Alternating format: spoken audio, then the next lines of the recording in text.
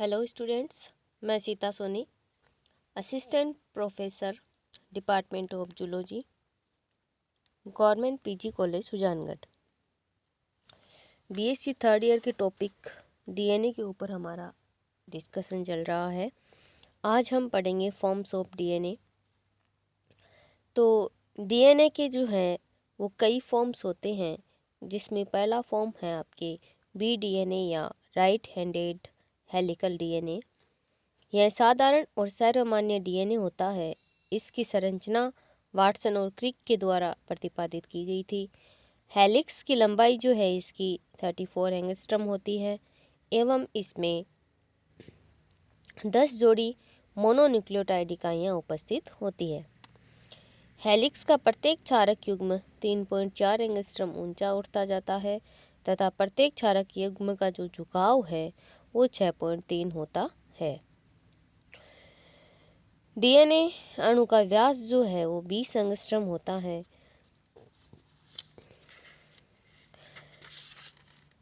दूसरा जो डीएनए है वो है सी डीएनए। तो इस सी डीएनए के हेलिक्स की आकृति ए प्रकार के डीएनए से बड़ी किंतु बी प्रकार के डीएनए से छोटी होती है। यह लगभग 31 एंगस्ट्रम होती है। हेलिक्स के प्रत्येक घुमाव में जो है वो 9 से 1/3 क्षारक युग्म पाए जाते हैं। बढ़ती हुई अक्षीय लंबाई जो है या इसकी ऊंचाई जो है 3.3 एंगस्ट्रम और क्षारक युग्मों का जो झुकाव है वो 7.8 होता है। तीसरा जो डीएनए है वो है डी डीएनए।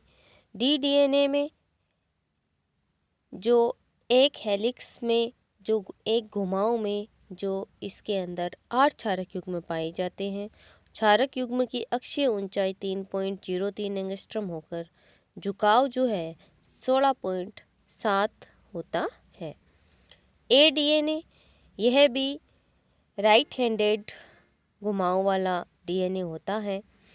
इसमें 11 क्षारक एक हेलिक्स के अंदर 11 क्षारक युग्म पाए जाते हैं।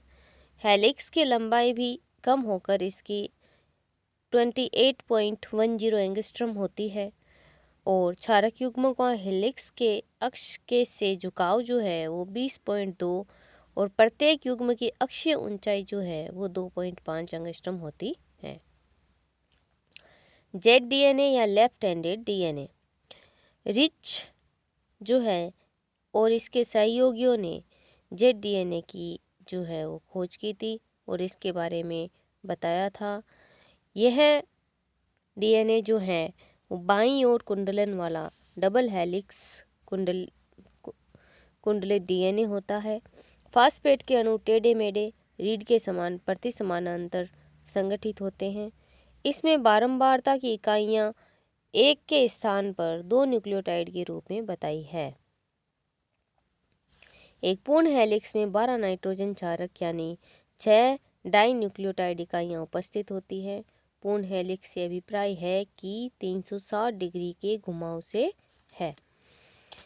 क्षारक युग्म बहुत कुछ अक्ष से मुड़े हुए तथा प्रत्येक घुमावदार इकाई 60 डिग्री का कोण बनाती है।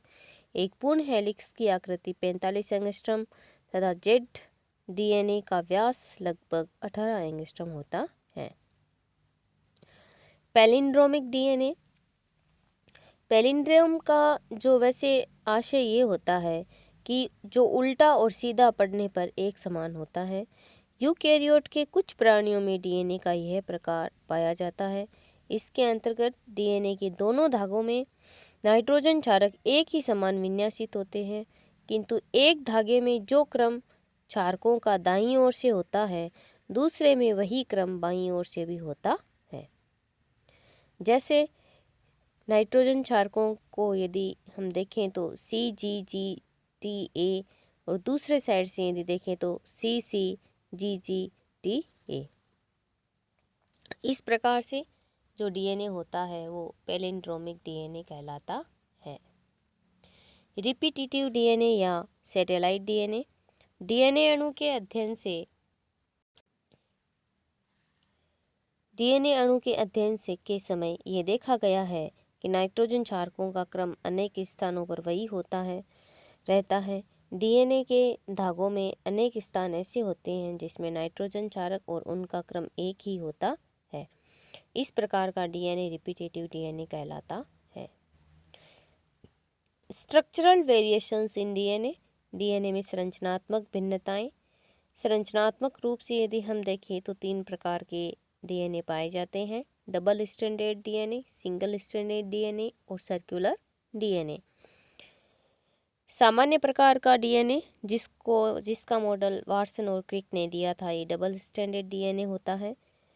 लगभग सभी जीवों के अंदर ये उपस्थित होता है। दूसरा जो डीएनए है वो है single stranded DNA. Single stranded DNA जो है बैक्टीरियोफेज के अंदर पाया जाता है 5x174 में, और इसमें एक ही पॉलीन्यूक्लियोटाइड श्रृंखला होती है, इसलिए इसे सिंगल स्ट्रैंडेड कहते हैं। सर्कुलर डीएनए जो है वो जीवाणुओं के अंदर पाया जाता है। जीवाणुओं का डीएनए होता है ये, और इसमें भी डीएनए में न्यूक्लियोटाइड्स की श्रृंखलाएं सतत होती है।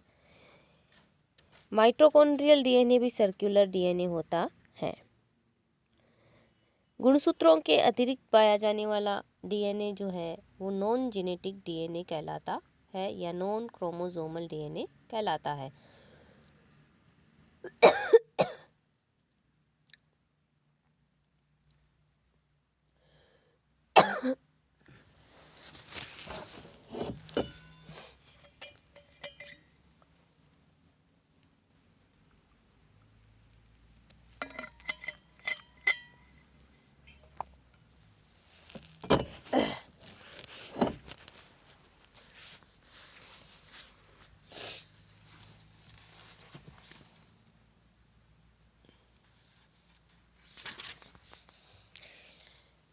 नॉन जेनेट इसमें पहला डीएनए है माइटोकॉन्ड्रिया, यूक या क्लोरोप्लास्ट का डीएनए।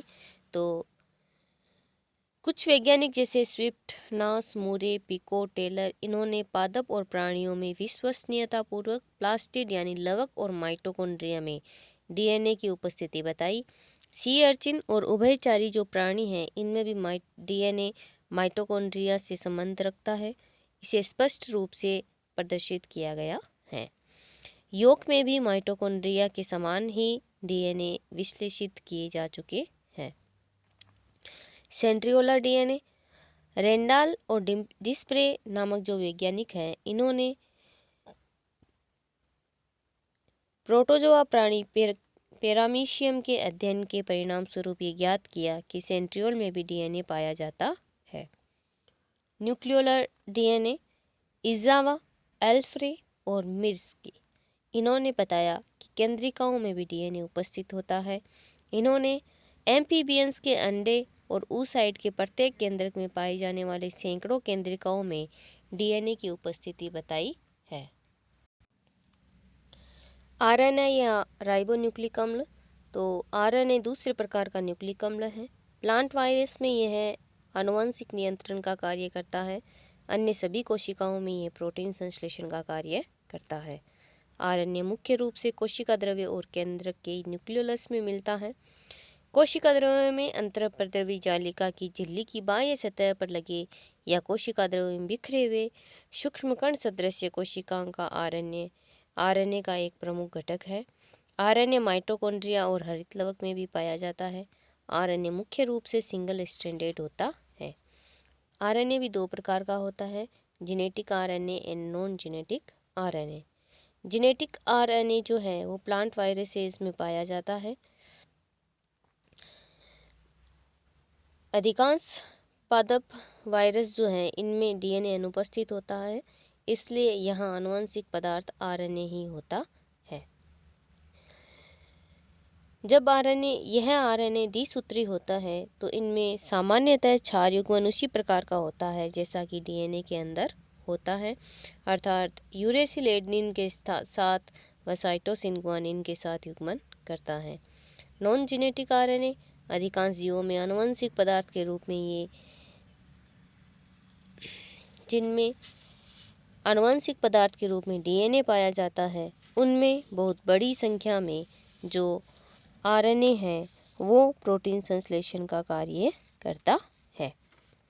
आरएनए की यदि हम स्ट्रक्चर देखें तो लगभग डीएनए के ये समान ही होती है, बस इसमें कुछ अंतर होते हैं। जैसे इसमें यूरेसिल पाया जाता है, थाइमिन के स्थान पर यूरेसिल पाया जाता है नाइट्रोजनी क्षारक के रूप में, और इसके अतिरिक्त इसमें शुगर, राइबोस शुगर पाई जाती है और फास्फोरिक एसिड का अणु पाया जाता है। आरएनए जो है जिसमें कि हम नॉन जेनेटिक आरएनए की यदि बात करें तो ये 3 प्रकार का होता है, मैसेंजर, राइबोसोमल और ट्रांसफ़र। मैसेंजर आरएनए जो है ये केंद्रक में पाया जाता है और केंद्रक में ही संश्लेषण होता है। ये कुल आरएनए का 10% भाग बनाता है। एमआरएनए डीएनए से कोशिका द्रव्य में आनुवंशिक सूचनाएं लाते हैं, इस कारण इसे मैसेंजर आरएनए का नाम दिया गया है। इनका संश्लेषण शीघ्रता से होता है। एमआरएनए का प्रमुख कार्य प्रोटीन संश्लेषण का होता है और प्रोटीन संश्लेषण को नियंत्रित करने का होता है। एमआरएनए के संश्लेषण के तुरंत बाद कोशिका द्रव्य में आ जाता है एमआरएनए और कुछ राइबोसोम की सतह पर निक्षेपित हो जाता है। यहाँ पर एमआरएनए प्रोटीन संश्लेषण के लिए विभिन्न एमिनो अम्लों के परस्पर संयोजन के लिए टेम्पलेट का कार्य करता है। राइबोसोमल आरएनए आरआरएनए प्रमुख रूप से कोशिका द्रव्य में पाया जाता है। कोशिका द्रव्य के राइबोसोम से संबंधित होता है, जो कि अंतःपरद्रवी जालिका की बाहरी सतह या स्वतंत्र रूप में कोशिका द्रव्य में बिखरे रहते हैं। यह आरआरएनए बाहर में राइबोसोम का लगभग 40 से 60% भाग बनाता है। आरआरएनए कोशिका में पाए जाने वाले कुल आरएनए का 80% भाग बनाता है। आरआरएनए प्रोटीन संश्लेषण में भाग लेता है और प्रोटीन संश्लेषण के स्थल के रूप में कार्य करता है। आरआरएनए राइबोसोम में कोशिका द्रव्य में मिलता है और पर इनका संश्लेषण केंद्रक में होता है। केंद्रक में केंद्रक से संबद्ध डीएनए आरआरएनए के संश्लेषण के लिए उत्तरदायी होता है। प्रोकैरियोटिक कोशिका में प्रत्येक राइबोसोम में आरआरएनए के 2 अणु होते हैं, 23S तथा 16S, जिसका आणविक भार जो है 1.2 × 10⁶ और 0.6 × 10⁶ डाल्टन होता है। जबकि यूकैरियोटिक कोशिकाओं में 28S, 18S और 5S प्रकार के आरएनए होते हैं। 28 तथा 5S अणु राइबोसोम की छोटी उप-इकाई 40S में मिलते हैं और आरआरएनए 28S अणु का आणविक भार जो है 1.3 × 10⁶ डाल्टन तथा 18 अणु का आणविक भार जो है वो 0.8 × 10⁶ डाल्टन होता है। तीसरा और जो लास्ट आरएनए का प्रकार है वो है टीआरएनए या ट्रांसफर आरएनए। ट्रांसफर आरएनए जो है इसे सबसे पहले रॉबर्ट होले ने बताया था और इसने ये बताया कि टीआरएनए सबसे छोटे न्यूक्लिक अम्ल होते हैं तथा इनमें 75 से 80 न्यूक्लियोटाइड पाए जाते हैं। टीआरएनए का अवसादन स्थिरांक 4S और आणविक भार लगभग 25,000 डाल्टन होता है। टीआरएनए का प्रत्येक अणु एक पॉलीन्यूक्लियोटाइड श्रृंखला का बना होता है तथा यह स्वयं के ऊपर वलित होता है। ए तथा यू का अनुपात जी तथा सी का अनुपात के लगभग इकाई होता है, जिसमें यह अनुमान लगाया जा सकता है कि टीआरएनए में आरआरएनए की सतह द्विकुंडलित खंड पर्याप्त मात्रा में बनते हैं। टीआरएनए की पॉलीन्यूक्लियोटाइड श्रृंखला के दोनों सिरे समान संरचना प्रदर्शित करते हैं। अमीनो अम्ल केवल 3 छोर पर ही जो है पाया जाता है, जिसका अनुक्रम CCA अयुग्मित होता है। प्रत्येक टीआरएनए की श्रृंखला के घुमाव पर 3 नाइट्रोजनी क्षारक का एक निश्चित अनुक्रम होता है, इसे एंटीकोडोन कहते हैं। टीआरएनए में सामान्य क्षारों के अतिरिक्त प्रत्येक टीआरएनए अणु में अनेक सामान्य क्षार भी पाए जाते हैं, जैसे स्यूडोयूरिडीन, इनोसिन, मिथाइन, गुआनिन इत्यादि। Okay students, thank you, have a good day.